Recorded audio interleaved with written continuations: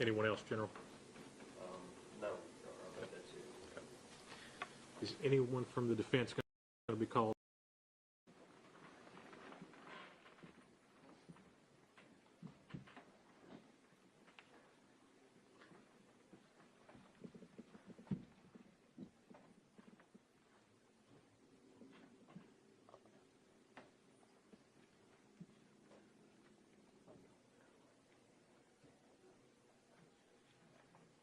All rise. Court is now in session. Honorable Judge Andrew Cook presiding. Be seated, ladies and gentlemen.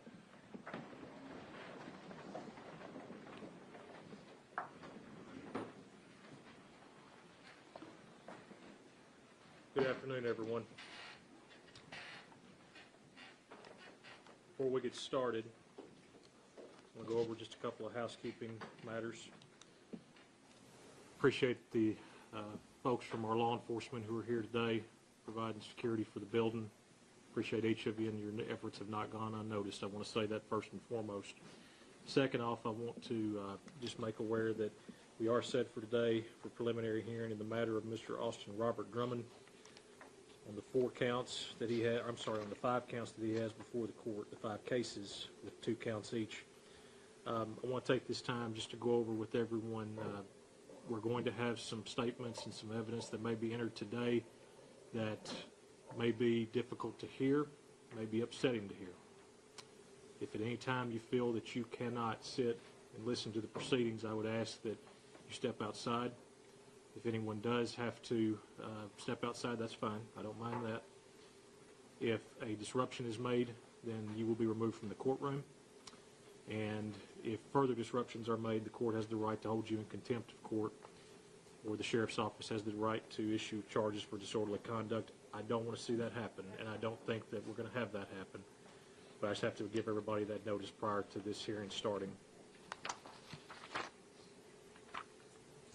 Mr. Goodman, good afternoon, sir. Good afternoon. General Hayes, good afternoon. Mr. Huffman, Mr. Mason, good afternoon. Mr. Drummond, good afternoon, sir. What are we proceeding on first? Because I know there is a motion before the court, and also we have a preliminary hearing. So how do we want to take that up? We'll do the preliminary hearing first. Okay. Does the state have its list of who it intends to call today during the preliminary? Yes, Your Honor. Okay. The state intends to call Officer Corey Hussey, Deputy Hunter Brady,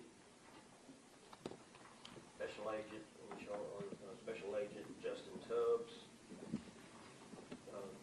Special Agent Scott Lawson, and Brandon Wheeler, Officer Wheeler. Okay. Anyone else, General? No, I think that's it. Okay.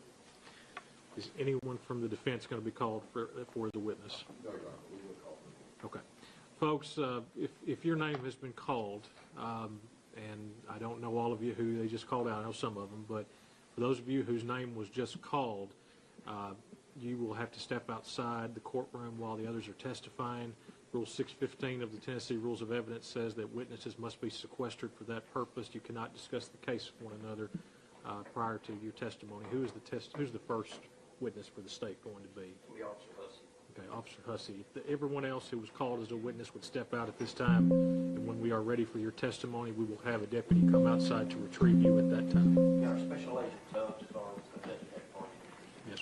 The court will take note that Special Agent Tubbs is the prosecuting witness designated by the state of Tennessee. Mr. Huffman and General, I know y'all's normally my routine is in preliminaries. I'm happy to hear from either party on any opening, but if everybody wants to just proceed to direct examination, I'm fine either way. I just wanted to kind of get the lay of the land from y'all. Yes, the state will waive the opening remarks. We'll proceed then to direct examination. I do want to make sure I have officially put this on the record. We are hearing the matter. I should have done that first. I apologize. We are hearing the matter of State of Tennessee versus Austin Robert Drummond in cases number 25 CR 48067, 48068, 48069, and 48071. 25 CR being those documents. Your first witness, General.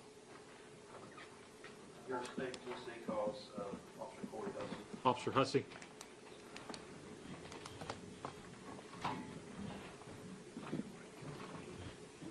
please come to the witness stand, sir? If you would, Ms. Jessica is going to place you under oath at this time. Raise your right hand. You solemnly swear affirm testimony you're about to give is the truth, so help you God. Thank you, sir. And Officer Hussey, be sure, if you would, to speak into the microphone. We've had these things kind of messed with and fixed in a much better way, and I appreciate our IT folks for that. But just be sure to speak into the microphone clearly because we are recording, okay? Thank you. All right, would you state your name, please? Corey Hussey. And where do you work? I'm a park ranger with Tennessee State Parks. Hold on. Give me 1 second. I want to make sure that didn't totally kill us here. It didn't? Okay. Sorry about that. Sorry, guys. All right. Could you tell me again who you work for? I'm a park ranger for Tennessee State Parks. Okay. And how long have you had that position? I took this position June 28th. June 28th. 2025. I'm sorry. 2025. Okay, June 28th, 2025. Do you recall if you were working on the day of July 29th of 2025? Yes, I was. Okay. And as a part of your job, do you routinely patrol state parks and specifically around the Reelwood Lake area? Yes. Okay. Is that something that's just part of your duties that you do that? Yes.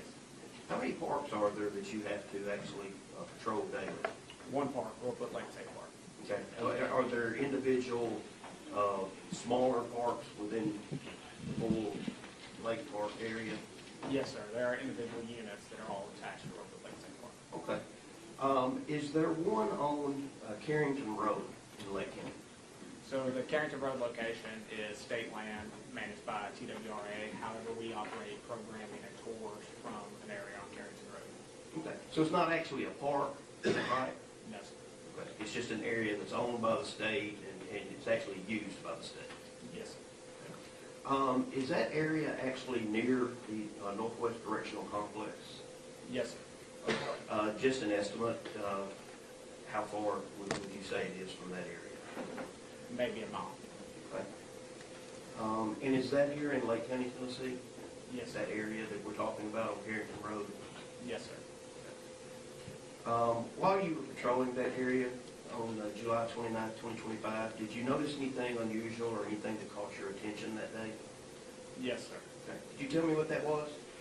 So while patrolling down Carrington Road shortly after 1 o'clock, I found 3 vehicles parked on the left side of Carrington Road. Okay. Do you know what type vehicles they were? One was a black Dodge Charger, one was a Chevrolet Traverse, and the other was a Nissan Rogue.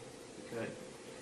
Did you see anyone out there? Any individuals standing around the vehicles or inside the vehicles? I did not see them. Okay. What'd you do after you noticed the vehicles?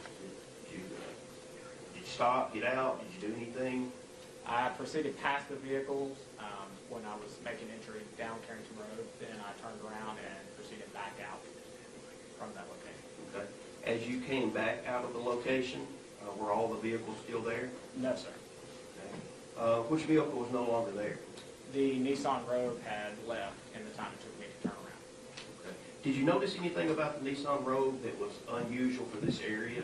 It had a California tag. I want to hand you this photograph. If you would look at that photograph. Do you recognize either one of those 2 vehicles in that photograph?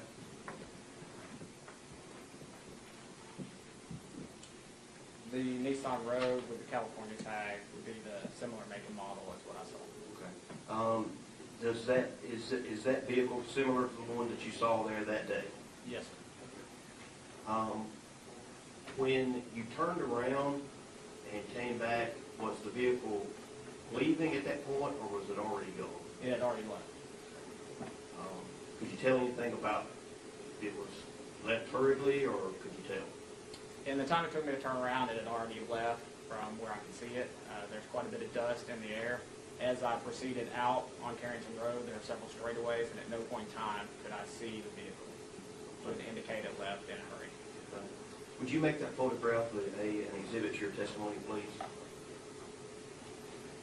Yeah, oh, I'm sorry. Mr. Huffman, have you no objection? Okay.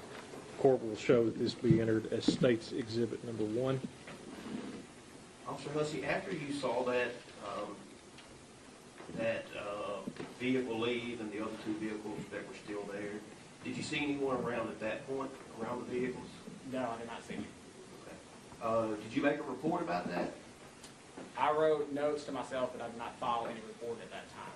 Okay. Did you later tell someone about that? Yes, sir. And who was that? My manager, Doug Robertson. What made you tell him about that incident?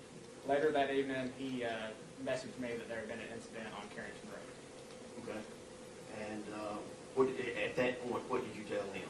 I immediately called him and informed him that I had been there earlier that day and had seen those vehicles. Take the next step in your financial journey at Thrivent.com, where money means more.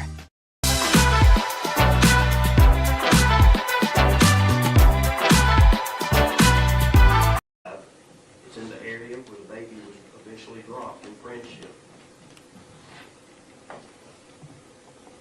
At 2:55, the time advance showed that the cell phone and vehicle was northbound towards Dyersburg. And just a few minutes later, 3:11 p.m., the 911 call came in. The baby had been dropped.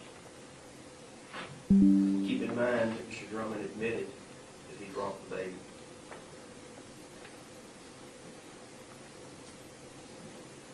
Between 2:57 and 3:23 p.m., the time advance showed that the vehicle was traveling southeast, back towards Bells, and back towards Jackson, and was back in Jackson by 3:39 p.m. Between 4:22 and 6:06, and this is really important, there were overlapping arcs. And you heard the testimony was that when there's overlapping arcs, you can almost pinpoint where the person is. And those arcs overlapped right above Austin Drummond's parents' house. And it stayed there for an hour and a half. From 6:34 to 8:44 p.m., it was back at Clarion Hotel, and then at Catlin Speed residence, who was Mr. Drummond's girlfriend. At 8:17, 911 calls come in about the body being found, and at 8:44, the phone was no longer on network. Your Honor, that is a very tight timeline. The testimony shows that Austin Drummond was at the scene. He admits he was at the scene. He was the person who got the rental vehicle. He's the only person who was in that Nissan Road, which video shows came back to the crime scene, was there just a very few minutes and left the crime scene, and that phone and video synced up all the way through from Jackson to the crime scene and back to Jackson. And there's no other person possible that could have been other than Austin Drummond. Your Honor, based upon that, we think that we've proven the aggravated kidnapping. He took the child without consent. He's not his child. He did not have custody. He was not the guardian. He is a convicted felon. Testimony was that these individuals were shot, which means that a weapon was involved. He admits to being on the scene. All four individuals are deceased. We think that meets the probable cause for first-degree murder and the possession of a weapon during the commission of dangerous felony. Mr. Huffman. Yes, sir. Understanding this is a preliminary hearing and that the burden of proof is probable cause and not beyond reasonable doubt, obviously. There's been no evidence whatsoever that Mr. Drummond fired any weapon. The only evidence that was presented today was that there was a cell phone purchased by one of the victims at the scene and proof that he was present on the scene, but no proof as to anybody else on scene, or even that the cell phone was in his hands when he was on scene. The only thing that probable cause was met was that his presence on scene. There was no evidence whatsoever regarding who fired these shots, if Mr. Drummond fired his shots, or if there are other individuals on the scene. So we do not believe that the state has met probable cause regarding the murders. Obviously, there's some evidence regarding Mr. Drummond's having a child, so we would submit that to the court as to determination here at the probable cause hearing. But again, the only thing that the state has shown ostensibly is his presence on the scene and afterwards. There's been no evidence whatsoever that Mr. Drummond fired any shots. Any response, General?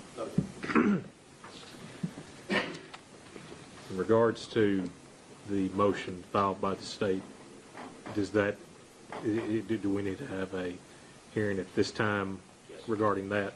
Okay.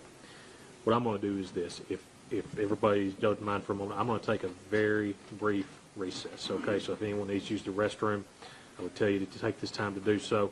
I'm going to go downstairs and take a brief recess. I'll be back here, folks. Let's try. It is now 2:48. Everyone needs to be back in the courtroom at 3 p.m. sharp. 3 p.m. Okay, we're in recess till then. All rise. Order is in recess.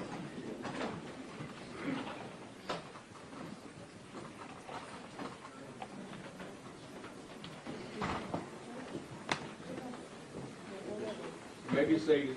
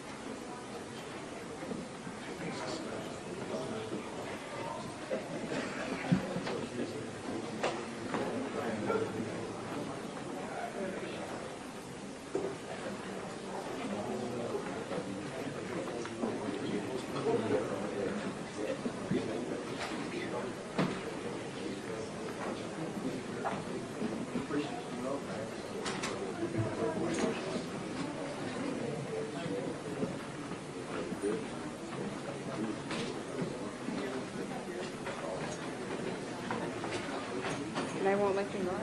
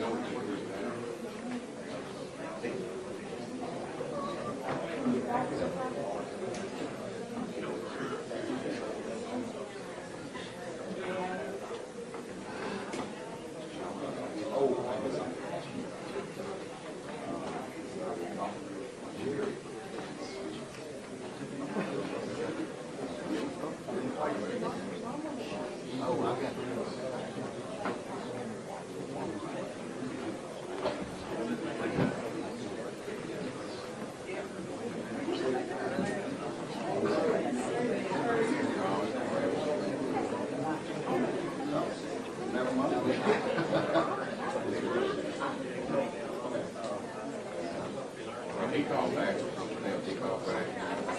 Just like he called somebody.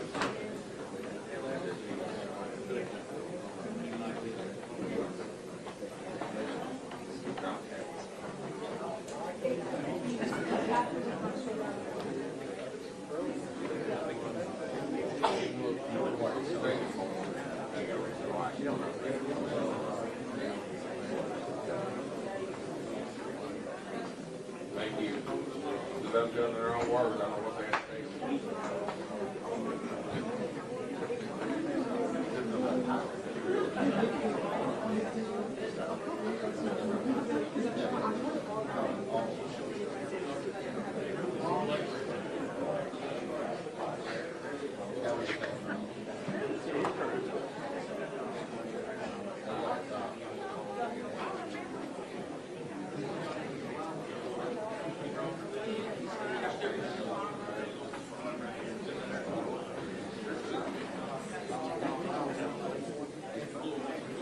What do we think, folks? Do he look guilty? It's a little nervous to me.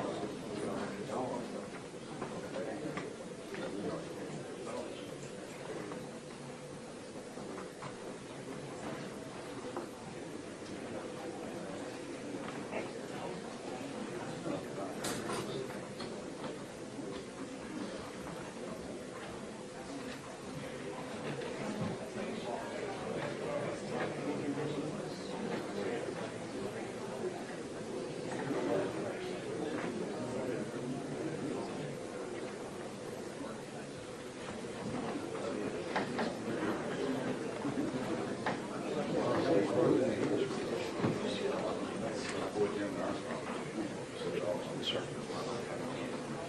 I don't want any way of shine.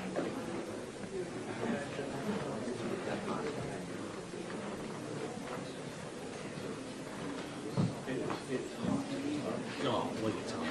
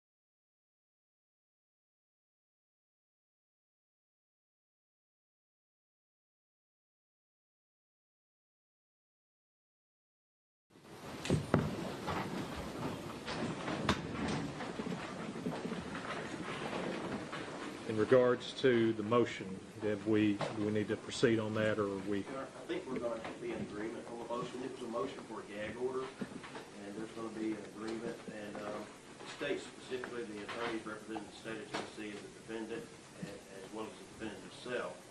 Witnesses or investigators are prohibited from posting on social media or providing traditional media and or social media accounts covering the case, statements concerning or alleging the facts of the case. Your Honor, and doesn't prevent anything with media other than if the facts of the case cannot be discussed. And it includes the defendant. Is that it? Yes, Your Honor. It does contain the safeguards promulgated by the Tennessee Supreme Court. Yes. There was a case that, and I appreciate the state providing the site to that case. It was it was a good opinion on what to do and what not to do in this type of situation. I appreciate both parties' cooperation in regarding this. And I'll say this, after reviewing the motion and the case, I think not only to ensure the state's right to a fair trial, but Mr. Drummond also to ensure your right to a fair trial as well. I want to make sure that the parameters are put in place, because I know the media since 2000, I appreciate our media that are here. I want to just echo that again. I appreciate our media that is here. The media since 2000 has grown tremendously since that case was first decided. Things are a lot far different than it was a quarter of a century ago. So I think that we get our news now from not only our television and our newspapers, but from our telephones. If y'all are like me, it's a habit. So I will enter this order at this time. Today's date is the 4th of September. I need a pen that works, though. I sure do. Miss Jessica, do you mind if I borrow it? Thank you so much.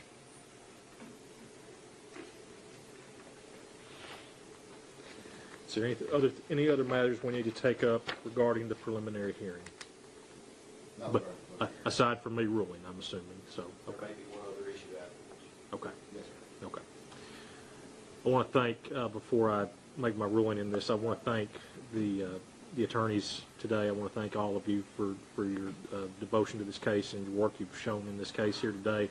Appreciate the state and also the defense attorneys. I know that, and I appreciate Mr. Huffman taking this case, and Mr. Mason. I know this was something you were appointed to, but I appreciate your graciousness in taking this matter on. I do very much, and I appreciate all the parties for their testimony. I appreciate the witnesses that are here today. I want to speak to the family today. I know you heard a lot of things today, things that were not pleasant to hear, but I appreciate the fact that, for the most part, your candor has been respectful to this court, and I appreciate that you've shown this court respect. I don't want that to go unnoticed. To all of you, I want to say this. I know that at this time, this is not the trial today. This is only the first step in that next proceeding. The standard you heard that was presented is a probable cause standard, which means it's more likely than not. I am not making a finding of guilt or innocence today. That is not what is happening. I don't want y'all to leave and think, what did he just do? So I want you to understand that. It is still alleged as to who committed this offense, but I know it's not alleged that the loss that y'all have suffered. And I want you to know that my heart does go out to all of you. And in the days, weeks, months, and years to come, you will be in my prayers, because I know it's a long road to that. I want to thank, I don't want it to go unnoticed, but I just want to thank you for your respect you've shown the court very much. In regards to the matters today, the court has heard the testimony from all the parties, and in consideration of that testimony, in case number 25 CR 48067, the charge of first-degree murder, the court does find the probable cause regarding the murder of Mr. Braden Williams. In case number 48068, the charge of first-degree murder, the court does find probable cause in regards to the murder of Miss Adriana Williams. In case number 48069, the court does find probable cause in regards to first-degree murder in the matter of Mr. Matthew Wilson. And in case number 48070, the court does find probable cause into the case of the first-degree murder of Miss Courtney Rose. The court also does find probable cause in case number 48071 as to the charge of aggravated kidnapping of the young child and the possession of a firearm with the intent to go armed as a commission of a dangerous felony. Aside from the proof of the agent Tubbs, there was not any other proof put forward to show whether or not he is a convicted felon. So based on that, I'm not combining those matters over the counts 2 on 48067, 68, 69, and 70. But those are the only charges that will not be bound over. The remaining charges will be bound over. The 4 first-degree murders, the aggravated kidnapping, and the possession of a firearm with the intention to go armed during the commission of a dangerous felony. In regards to Mr. Drummond, I want to make you aware this is your notice for your circuit court date. Should your cases be presented to the grand jury on November 10th of 2025 at 9 a.m., you will appear before the Honorable Mark Hayes, the Circuit Judge for Lake County, Tennessee, on November 17th, 2025 at 1 p.m. Now, before we conclude that, I had heard that there may be another matter that needs to be addressed. That's correct, Judge. When we were here previously, the defendant's girlfriend, Ms. Scape, had requested, I indicated that she requested to have no contact order lifted so she could communicate with Mr. Drummond. The media seems to spin my words. Mr. Drummond did not request this be lifted. She requested it. So she has actually reached out to the district attorney, who's not in agreement, but she has indicated to the district attorney that she would like that portion to be lifted so that she can have communications with Mr. Drummond again. Previously, that was stated in the news reports that Mr. Drummond had asked for that, and that's not the case. Ms. Katie Speed was the one who reached out and wanted to have communication with Mr. Drummond. So we would respectfully ask for that portion of the no contact order be lifted as it relates to Ms. Katie Speed. Let me hear from you, Mr. Goodman. You know, Ms. Katie Speed did contact me. I talked to her about this. She did ask me to allow contact, to allow the restraining order to be lifted. I told her that I would be honest and tell the court that's what her wishes are, but I also told her that I would be opposed to this, and I would be opposed to the restraining order being lifted. And, Your Honor, the fact is that she is a witness in this case, and there does not need to be any communication between the defendant and a witness. And in addition to that, she's also a member of the family and victims, and we're concerned that there may be an issue there. The restraining order is for all family members and victims, so we would ask that the restraining order stay in place. She is the mother of this unborn child. she's being a witness, he can't discuss facts of the case, but we would respectfully ask her to be listed so he can communicate regarding that portion.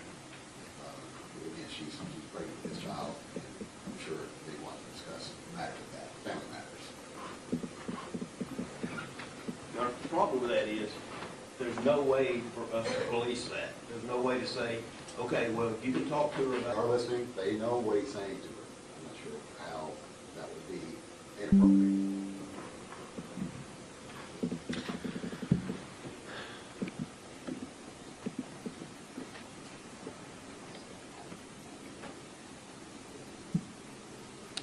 I think that the issue at hand is not whether or not it would be appropriate. I think the thing I have to consider in this is that, based on the testimony I've heard here today, it is very likely that she is going to be a witness possibly in this case. That's what I've gathered from the testimony I've heard here today.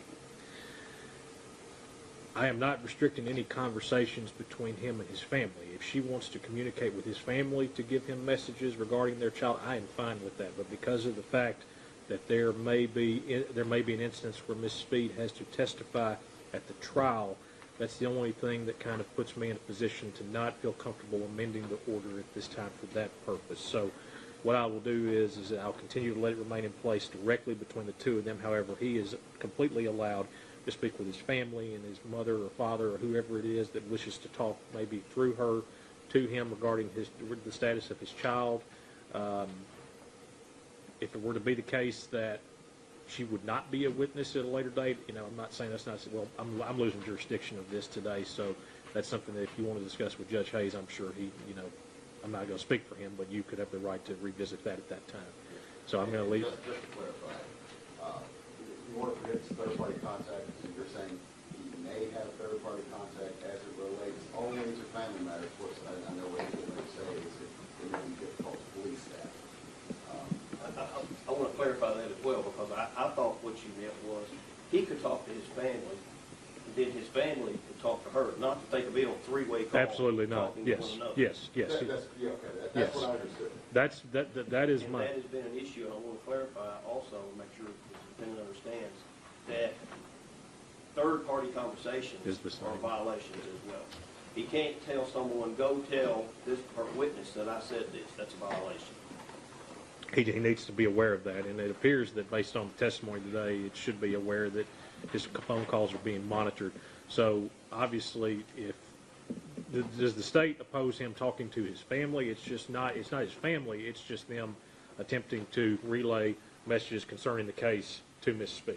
Correct. So does that make any sense at all? Yes, not relating messages regarding the case, but I'm assuming it's okay to relay messages regarding his child. I don't mind that. I mean, that's something regarding his child, but it can't be anything regarding the case or the facts of the case. And I would just say that those are being monitored. Those phone calls are being monitored. So that's just something he'll need to understand for that purpose. Okay, so it'll remain in place for that. Folks, this is what I want to do before we do anything else. Having found that these matters are going to be presented to the grand jury and the cases will be sent to circuit court, or should he be indicted, what I'm going to ask is that at this time, if the sheriff's department will take him back into custody and transport him back, he will continue to remain without bond in this case. And while they are doing that, I'm going to ask everyone to please remain in the courtroom.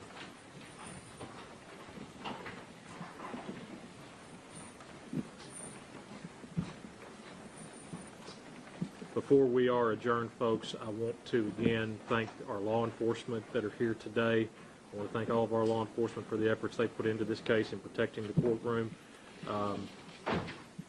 And to the families, again, good luck to each of you in the days to come.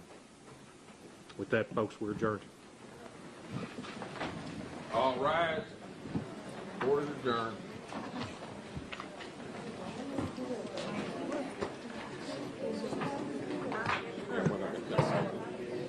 Do them all on page.